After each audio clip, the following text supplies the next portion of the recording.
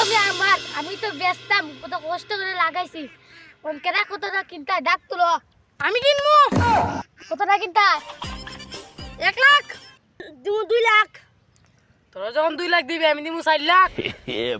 তুই 4 লাখ দে, আমি দিব 5 লাখ, আমি দিব 6 লাখ। তোরা দিবি 6 লাখ, আমি কিন্তু সব থেকে ধনী ব্যক্তি, আমি দিব 1 করোড়।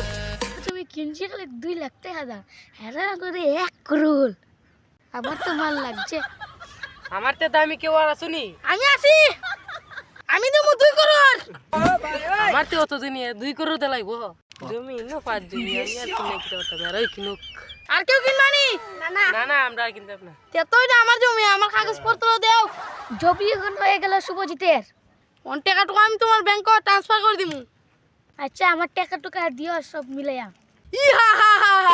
জমি এখন চালা আমার হয়ে গেল, আমি ওর মগন রাজত্ব। জমি 2 লাখ টাকার বেড়া কিনেছে 2 করোড় দা, বেড়া ব্যাক কল না কিতা হইতো হোসাইন। হ্যাঁ তোমার টাকা দিলাইছে।